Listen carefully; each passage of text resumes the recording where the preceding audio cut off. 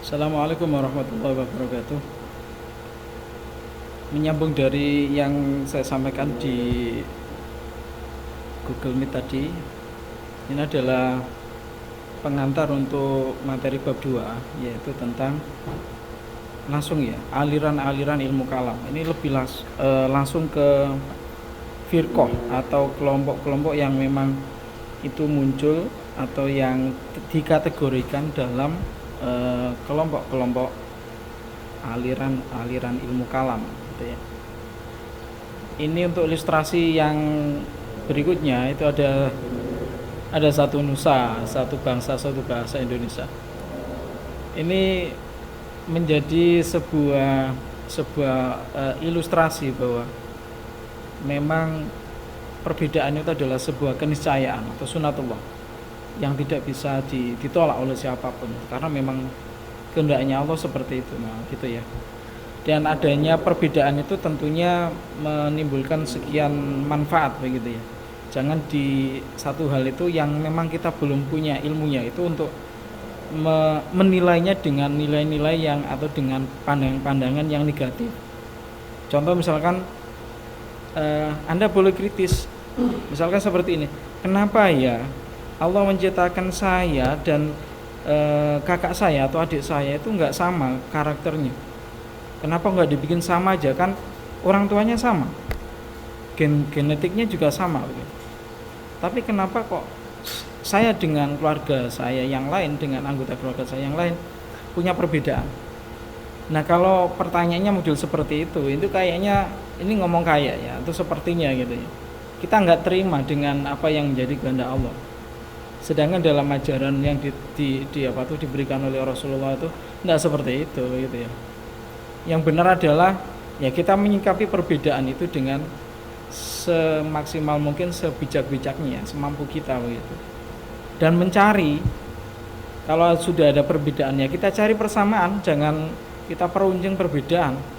Apa juga perlunya gitu ya, kita kakak itu punya karakter begini, adik punya karakter begini, saya punya karakter begitu.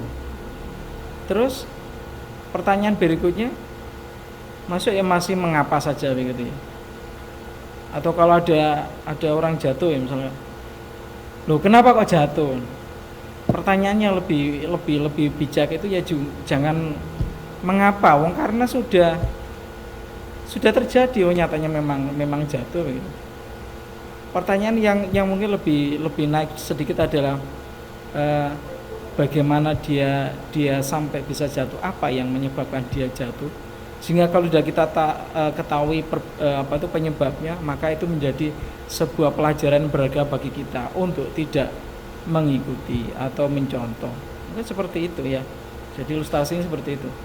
Jadi sudah jelas bersatu kita teguh, bercerai kita runtuh. Ini sudah hafal kita dari semenjak di TK begitu. Tapi nyatanya dalam kehidupan sehari-hari juga kadangkala kita lupa dengan ini. Kita dengan dengan keluarga aja bermusuhan, bertengkaran. Nah, mana bisa kita jadi teguh, mana kita bisa menjadi rukun kalau memang kita bengkrek kalau bahasa orang Jawa ini. Ini ya sesuai dengan yang saya sampaikan tadi. Perbedaan adalah sunatullah.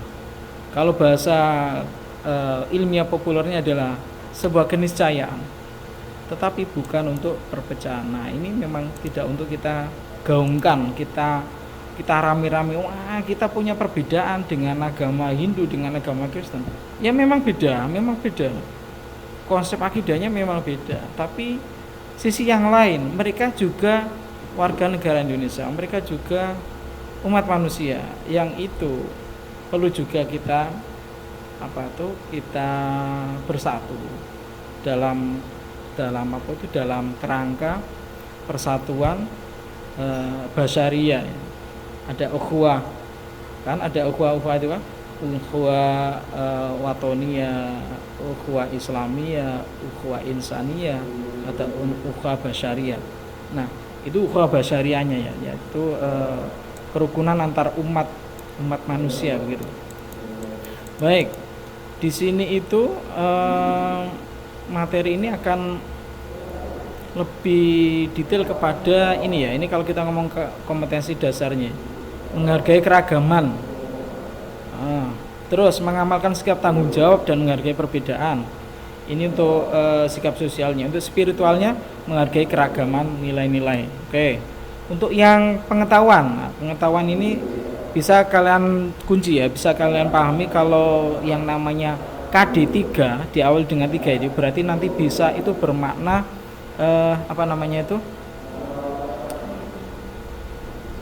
pada nanti endingnya itu akan ada soal yang dalam bentuk ulangan harian atau ulangan akhir semester dan seterusnya.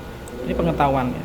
Jadi nanti pengetahuan itu penilaiannya dengan tugas, tes tulis atau tes lisan gitu ya.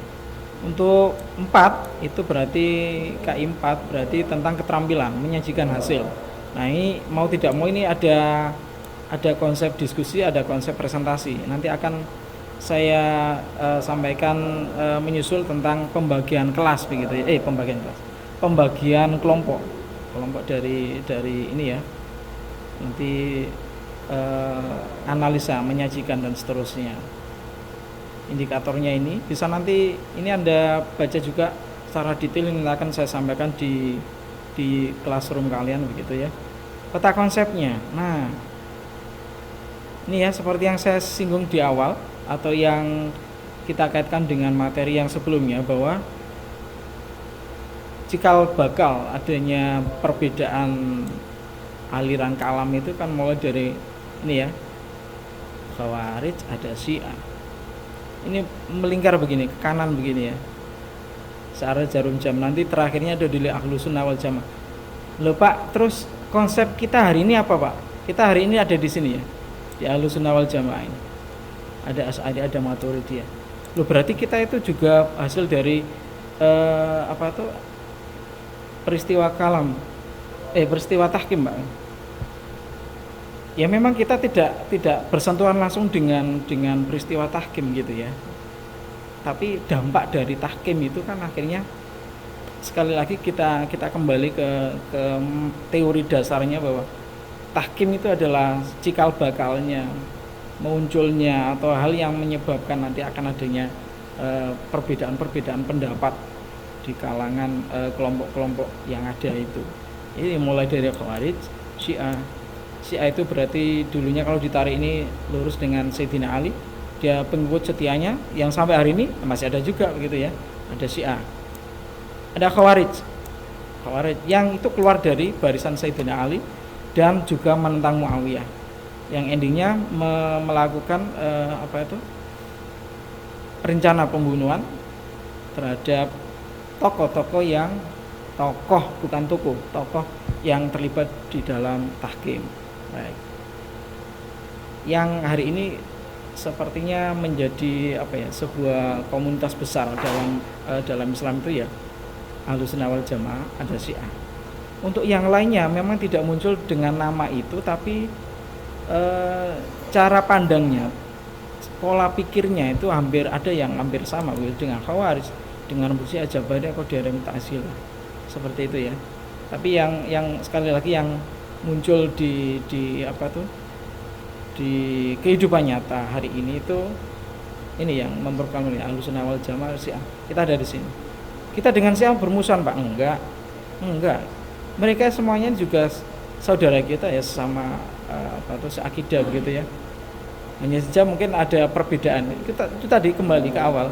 Perbedaan itu adalah sebuah keniscayaan, sebuah sunatullah yang memang tidak bisa ditentang. Kalau tanya lagi Pak, NU dan Muhammadiyah di mana? Ya di sini jadi satu.